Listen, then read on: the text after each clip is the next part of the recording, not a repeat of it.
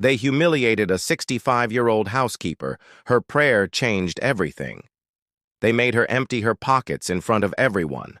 A 65-year-old housekeeper accused of stealing a diamond brooch she had never even touched. She didn't argue. She just held her little locket and whispered, "God sees." That whisper changed everything. Ruth Johnson had worked as a housekeeper in Connecticut for more than 30 years. She was known for her warm hands, her kindness, her faith, and her spotless work.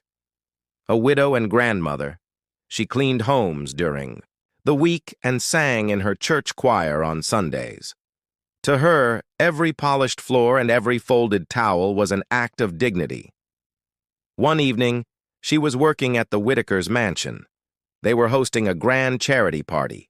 Laughter and champagne filled the air. Ruth quietly moved around the rooms, making sure everything stayed perfect. Then, suddenly, the mood shattered. Margaret Whitaker touched her collarbone and gasped. Her diamond brooch was missing. The guests froze. Margaret's eyes scanned the room until they landed on Ruth. "You were the last one in the dressing room," she said coldly. "Empty your pockets." Ruth trembled. She pulled out tissues, a peppermint, and her grandson's drawing of a rocket. Still unsatisfied, Margaret ordered her to open her bag. Inside were only cleaning rags and aspirin. But that didn't matter. Margaret's voice rang out across the marble floors. "You are finished here." She fired Ruth on the spot. No ride. Home. No pay. No dignity. Guests looked away, pretending not to notice. Ruth pressed her locket to her chest and whispered again, "God sees." That night, Ruth rode the city bus home in silence. Rain soaked through her shoes. She texted her granddaughter, Maya, a nursing student. "I'm okay. Don't worry." But she wasn't okay. Losing the Whitakers meant losing her biggest client, and with it, her ability to afford medicine and rent. The next morning, Ruth still opened the doors of her church to clean the pews. The priest noticed her red eyes, but she simply said, "The Lord knows the truth." He told her, "Truth has sharp elbows. It makes room for itself." Yet in the town, whispers spread. Neighbors wondered if maybe the old maid had stolen after all. Online forums gossiped. Other families quietly canceled her work. The accusations grew, while Ruth's heart grew heavier. But she did not stop working.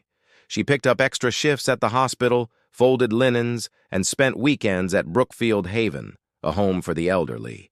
There she cared for residents with gentle patience, singing old hymns to calm them.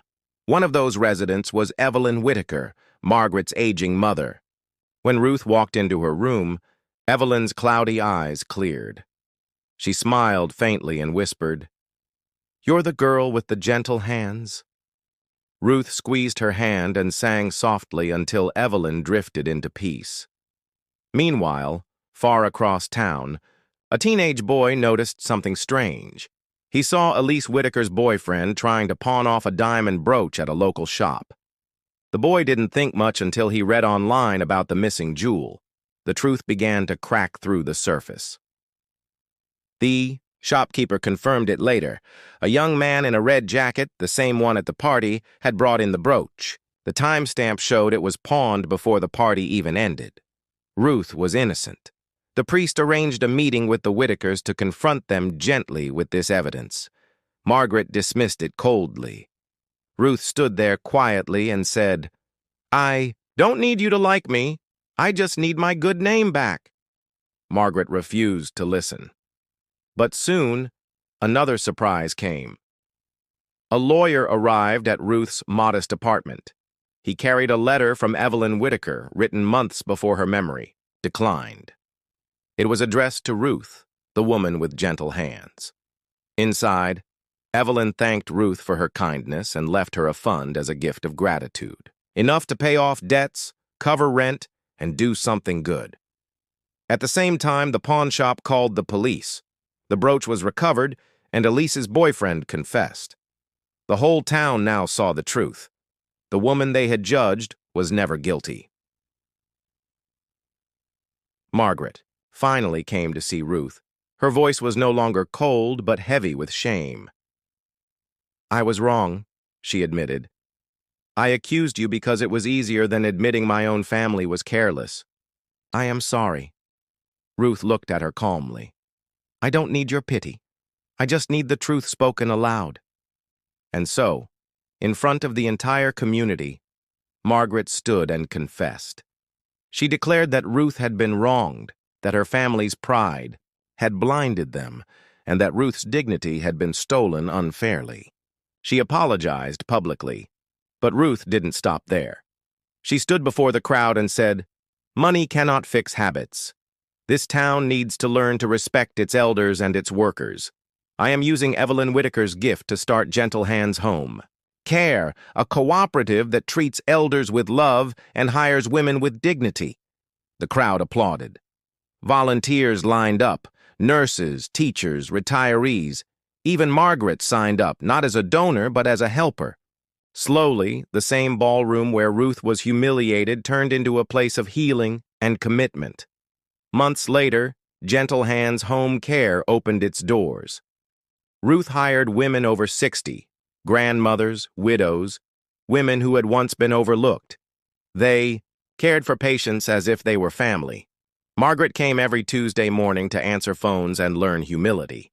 One day, Evelyn was wheeled into the new center. She did not remember much, but when Ruth held her hand, she smiled. "There's my girl with the gentle hands," she whispered. Ruth answered softly, "God sees." Sometimes justice doesn't come as thunder. Sometimes it comes quietly, through a letter, a prayer, and a community willing to change. If you believe truth always wins, hit subscribe and join us for more powerful stories.